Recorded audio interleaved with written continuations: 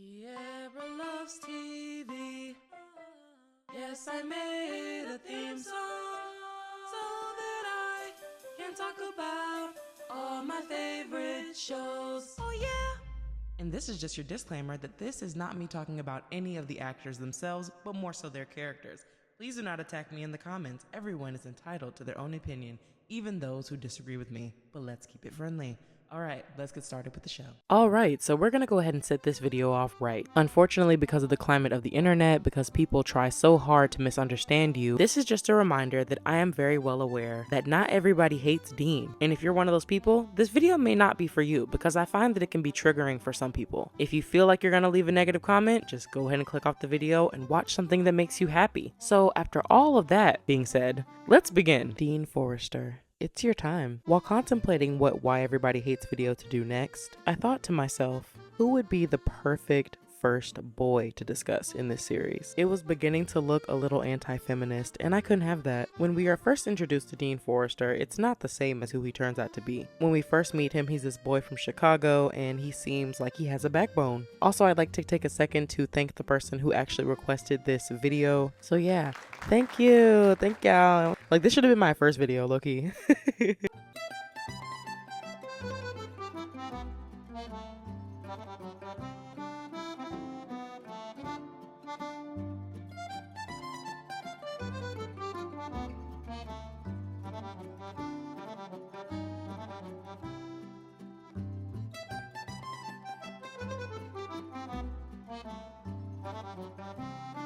Someone once said online that one of the funny things about the Gilmore Girls fandom is that some of us like Logan, some of us like Jess, but most of us do not like Dean. The majority of the fandom does not like Dean. So let's talk about why. Number one, Dean and Rory. First of all, other than the fact that she reads, what is the reason that this man is interested in her? He admits to openly stalking her and watching her for a good while before they actually meet. I mean, he's not on Edward Cullen level of weirdness, but still. Then there's the Donna Reed episode. A lot of people really do not like Dean because of this in specific, other than like the obvious, which is the cheating. Some people are saying that Rory was overreacting about it, like it wasn't that big of a deal. Some people are saying that Dean is a misogynist. I just didn't really understand the point of it. Like, I didn't understand the Donna Reed episode in general about like how she was dressing up as like a housewife and like trying to prove to him that like she could be like Donna Reed, even though she didn't like Donna Reed.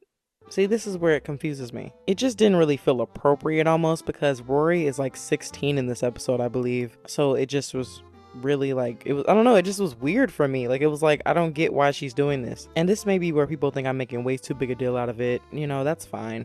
I'm just saying, I just didn't care for that episode. I usually skip it, honestly. I'm kind of Switzerland on those two different perspectives, because for me it didn't have anything to do with, oh, is Dean being misogynistic or is Rory overreacting. I just didn't like the idea that she was 16 and like this was even like a thing. It's just like, you're 16, like why are you trying to prove to your boyfriend that you've been with for really not that long that you have the capability of being wifey material? Like, my biggest thing is I just really don't understand the motive behind it. I don't know, maybe y'all can explain it to me in the comments, but I just really do not get it. As of right now, I'm not saying that like in the next coming weeks, because y'all are really good at that. Y'all are really good at commenting things that actually broaden my perspective to things. So yeah, I'm not saying I'm gonna have that opinion forever. It's just right now I just really don't get it. I do agree that like some women aspire to work and some women don't, and I'm not judging either one, because like I get wanting to feel independent and wanting to work for your money, and I also understand like not wanting to work and wanting to stay at home. So again, it's one of those things where I'm just really Switzerland on the whole episode, because I don't have an opinion. I think I do believe that the women's movement was about choices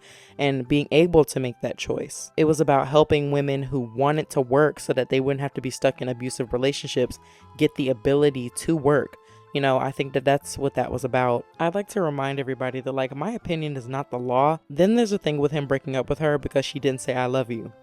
Now this This I have an opinion on. I thought that was so whack. A lot of people do not like that he did that because like she wasn't ready. And even when she ended up saying I love you to him like at the school and everything, I still felt like she wasn't necessarily ready.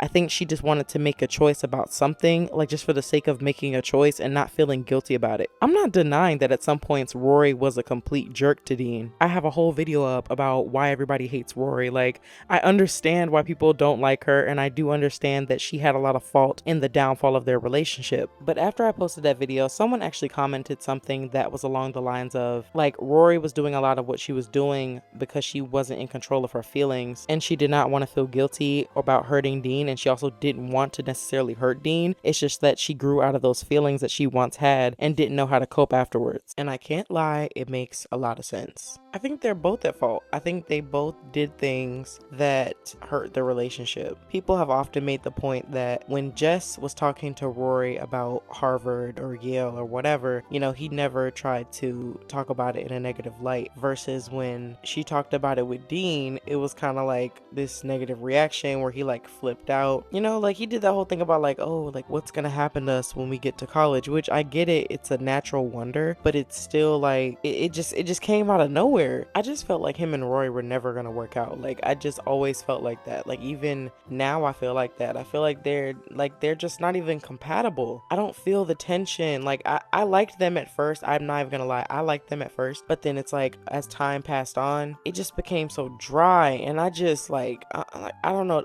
That's why I think so many people love Jess, because it was like a breath of fresh air, because we had been looking at them for like the longest time. There was no sauce, there was no flavor, there was no nothing until Jess.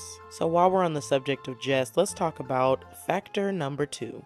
Dean and Jess. I feel like Jess came into the show and without even barely lifting a finger, ended up making Dean look like the wimpest of the wimp. It was like once he started trying to, and this is just me, once he started antagonizing Jess all the time and like everything that Jess would do, like he was all like, yeah, and you think you got Rory? Think again. Please. Move on. Just move on. Like, it's over. The moment that Jess came in and he was telling Rory about how he had read Oliver Twist and they had that little moment, and I knew it was over for Dean. I was like, man, I'm talking about the moment I saw it. I was like, Dean might as well just go ahead and pack up his bags today. Like, pack up your stuff. It is time to go. And I hate to quote him, but your competition's on the phone. Your competition's on the phone. Literally on the phone. She called him. Remember that one time? I think there was one time where she called Jess instead of Dean, because it was just so corny. It was like, move on about the day. It's one girl. It's one girl. You're going to do this over one girl, and you can't find nothing else interesting about her other than the fact that she reads. Like, that's the most interesting thing about her to him. That came out his own mouth. Don't come for me. He went from being Mr. Cool to being Mr. Goofball. That was wild. R.I.P. to this man. And speaking of moments where he acted in a way that just made you be like, bro. Literally all I can say is bro. It brings me to my next point. Number 3. Dean and Lorelai. Dean going to Lorelai about Rory was one of the lamest things I have ever seen on public television. Because I just don't get what that was supposed to do. What was that supposed to do, Dean? But Kiara, no, you don't understand, because Rory wasn't giving him the time of day. When you call a girl more than 10 times in one day, like, come on. I get caring about a person. I get being clingy, okay? But like, at some point, see, there's clingy, and then there's restraining order. So where do we really want to take this thing? And if I was Lorelai, I would have got a restraining order on him, because what are you doing? I've heard what people had to say about how Lorelai and Dean's relationship was weird, and like they felt like in some kind of way Lorelai was trying to get with him. I didn't really get those vibes that she was trying to get with him. That I've never gotten those vibes, but I will say it was weird in the sense of like them talking about Rory when she wasn't even present. And I get it, like in some kind of way somewhere, like they both thought they were doing the right thing. Like Lorelai may have thought she was doing the right thing because she was trying to help her daughter's boyfriend figure out how to be a better boyfriend to her. But then it was like, it's weird. I still don't think that Lorelai was trying to get with Dean. I never got those vibes, ever. Do I think that Dean cared about Rory? It's a real gray area there.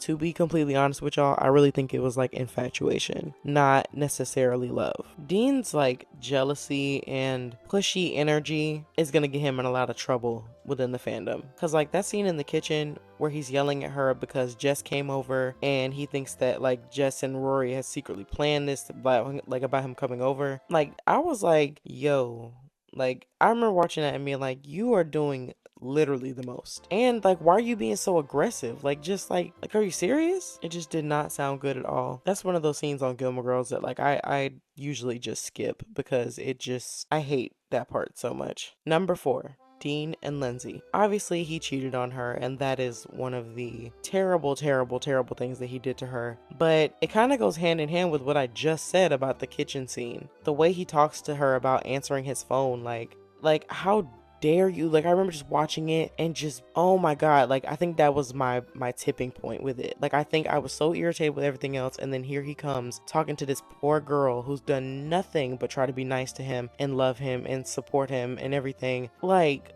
oh my god, I felt so bad for Lindsay in that moment. And just like people want to say, oh, Dean had an excuse to be the way he was about Rory and the Jess stuff because he was her boyfriend and he was jealous, why do people not feel the same way about Lindsay? Like, why do people hate Lindsay so much? And she literally didn't even do anything. She's getting cheated on. The world can be so backwards sometimes, and I'm not gonna go on and on. I hated how he treated that girl because it was just like, it was so obvious that he was with her because he couldn't get with Rory. Like literally that was the only reason he was with her. People hate on Lindsay so much, but like, did you not remember when Rory was all like, oh, Lindsay lets him quit school, Lindsay lets him do this, like Rory was gonna be super controlling of Dean. Like even when he was telling her like what he wanted in life, like she wasn't really listening. You know what Dean's biggest problem is? He dates women he has nothing in common with. He dates pretty girls who he has nothing in common with at all. Like I'm talking about, he's got as much in common with Rory that I have in common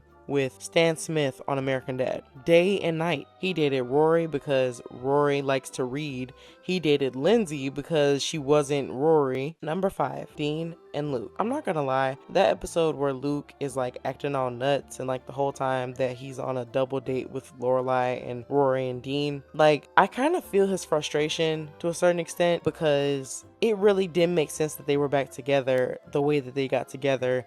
And like, was everybody just supposed to sit around and act like everything was fine, like they didn't get together behind hurting a bunch of people? It's ridiculous. Like, no. And if Rory was just trying to have a hot girl summer, like I've said before, that would have been fine. But the fact that you're gonna sit up here in our faces and play innocent like you don't know what you're doing, Rory, that's why you got a whole video on you. But back to Dean and Luke. When he's having his bachelor party, Dean is super drunk. He starts going on and on about Rory and blah blah blah blah blah. And you know, like Luke could have told everybody about that and like ruined everything and all this other stuff, but he didn't. He encouraged the girls not to go so that Dean could finally move on with somebody else. And how does Dean repay him in the end? Literally the last scene that we see with Dean before we never see him again, except in the revival, is the scene where he's telling Luke that like he'll never be enough for Lorelai. He'll never be enough for them. They want bigger than this town and blah blah blah, which doesn't make a ton of sense because Jess literally asked Rory to run away with him and she said no. That was somebody that was offering her adventure, a spur of the moment decision, you know, travel, and she didn't choose that. And it was right on the table. It was there. It was nothing stopping her from going. But she settled for Dean after the whole cheating thing. Like, instead of choosing Jess, who was offering her adventure and everything. I think he just was really salty because he lost everything over one girl. And yes, I know in the revival, everything is fixed for him. He has a family and blah, blah, blah, blah. I'm talking about as far as in that moment when he was talking to Luke, that had nothing to do with Luke at all. Yes, Rory was wrong for sitting up here flirting and kissing Jess while she was still with Dean. But like, he didn't have to be with Rory. He did not have to be with this. You have to be with this one girl. And you let this one girl rule your life. I just feel like he's just so spineless. I don't like him. I don't. I do see some valid points about like his jealousy. For some reason, he just could not tell Rory, hey man, if you keep flirting with this boy in front of me, I'm finna break up with you. Thank you guys so much for returning for another one, and I cannot wait to see you in the next one. I thought doing Dean was also perfect because it is Gilmore Girls season, as we all know, and I know you guys are rewatching. I was very much Jim Appel, Kiara Loves TV in this video. I was wee wee. I wanted y'all to feel like y'all were in a French cafe this entire video. So yeah. Y'all hear that? Y'all hear that? Listen to the music. Yeah. All right, bye.